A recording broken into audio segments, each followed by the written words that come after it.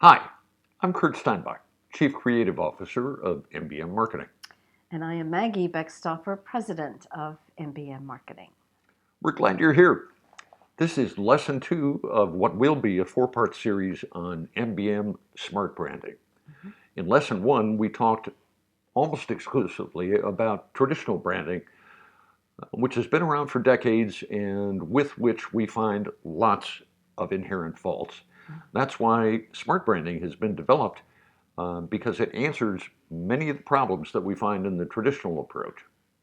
Right, and to be clear, it hasn't been developed just in the past year or 2 years, 18 months, whatever it is. It's actually been developed and refined from the beginning of MBM back in 1999, back when you and I first had coffee at Starbucks and talked about the whole idea. Right. Over the course of the 20 plus years since 1999, the company has grown, but never more than 12 people. And so what that means to smart branding is that from the very beginning, when there were just 2 or 3 of us, we did not have the people power, Right. and our clients didn't have the budget to do that traditional branding approach of major competitor research, major market research, focus groups all around the country.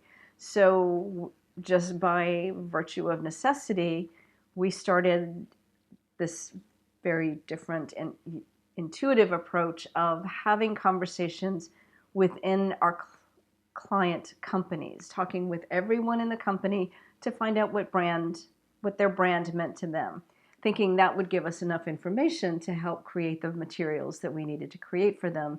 But in fact, what it did was gave us this amazing insight to realizing that although there was a lot of consistency within the company and a lot of alignment, there were pockets where the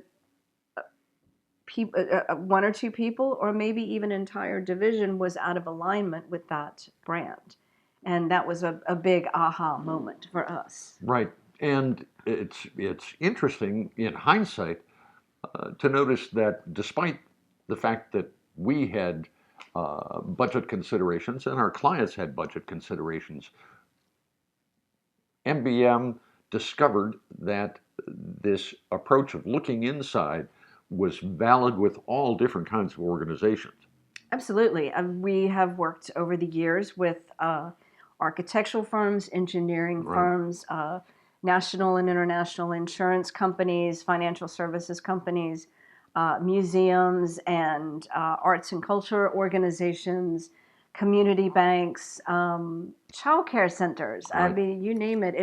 It's fascinating, but I think that also speaks to the strength of what a brand means in general and how important a brand is to a company. Right.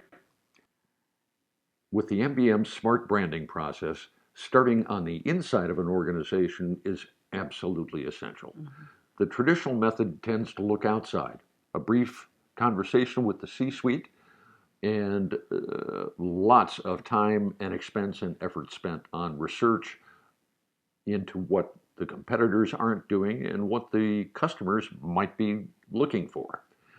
That can take an enormous amount of time and create an enormous amount of expense. One thing you'll hear Maggie and I talking about frequently is authentic brand. Mm-hmm. We firmly believe that the authentic brand is probably established at the first day the company exists.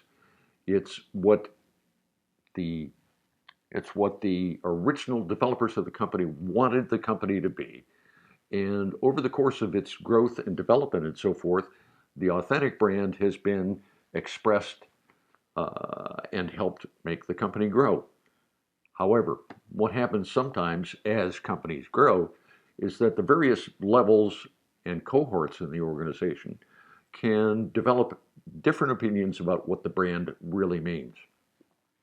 The C suite almost certainly has one idea.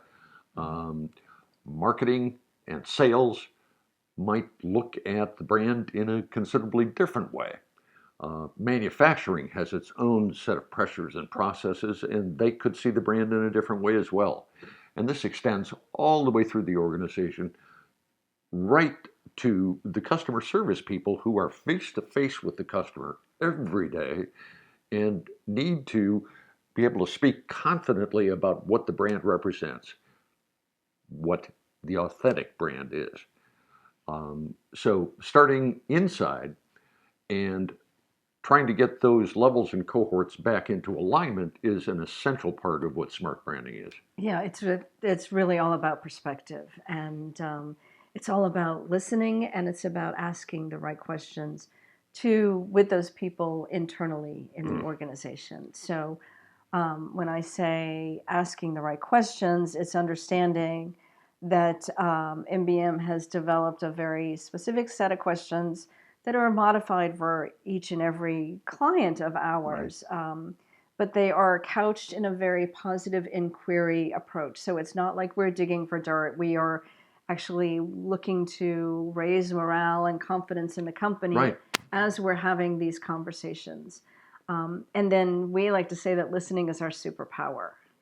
And we do a lot of listening. We create an environment where people feel comfortable sharing what they really feel. There's no judgment involved. And, right, and as opposed to if an HR department in a company were to ask questions of their employees, mm-hmm, that always puts HR, we love you guys, but some questions can really put employees on edge, and they're not comfortable telling the truth. They're afraid it's going to go in their permanent record. And if a CEO were to ask similar kinds of questions, that's a completely different dynamic where you have a certain set of people who are jockeying for, I'm going to give them the right answer and I'm going to make sure that they really see and hear that I believe that this company is important. And you have a lot of other people in the organization who are afraid to say anything. Mm-hmm. So it's really important to think to have an outside objective perspective. Who knows the right questions to ask, how to ask them, and is able to listen. And it's very important to note that we do all of this in the context of branding. Yeah. As Maggie said, we don't want to make this threatening. We don't want to turn people off or scare them. What we do want to do is get their honest opinions about what the brand represents, how it shows up to the outside world, and especially the customers. That's where we discover the truly interesting, uncapitalized upon strengths in an organization, mm-hmm, and the gaps that need to be filled.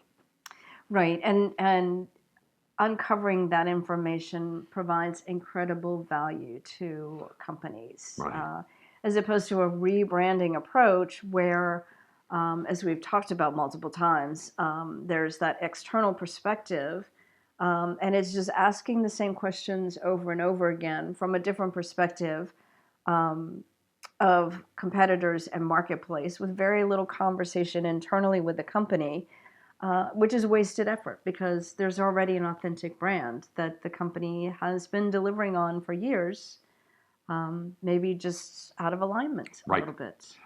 And there's substantial savings. Oh, yes. Because if we think about that traditional branding approach or rebranding, all of a sudden you end up with the possibility of another new logo, new tagline, new colors, new website, new bus wraps, new golf bags, I'm not a golfer, so golf towels, all the swag. I mean, there's an enormous expense in rebranding that rarely, if ever, needs to occur.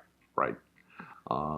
Maggie mentioned a bunch of things, and there's certainly a cost attached to all of that. But there also is a tremendous amount of time spent, we think, essentially wasted by the creative people and the account service people and the process of flying around the company and holding multiple focus groups and so forth. That runs into a lot of money and may not result in a rebrand that's even close to the authentic brand that we think should be represented.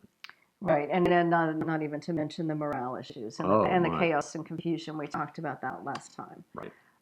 And so we won't go into that again. So this lesson 2 was really about giving you a sense of how intuitive and innovative smart branding is without going into the amount of detail that we're going to talk about in our next video. Right. But really, this lesson boils down to it's about asking the right questions within the right context of brand, being able to listen, and understanding that it's really about focusing internally within an organization. Mm-hmm. You'll find a lot of useful information in the next two lessons as we get deeper into the MBM Smart Branding process. In lesson number 3, there's loads of good information that you can apply and be thinking about. Right. So we look forward to seeing you. We sure do. Please come back. Thanks. Bye.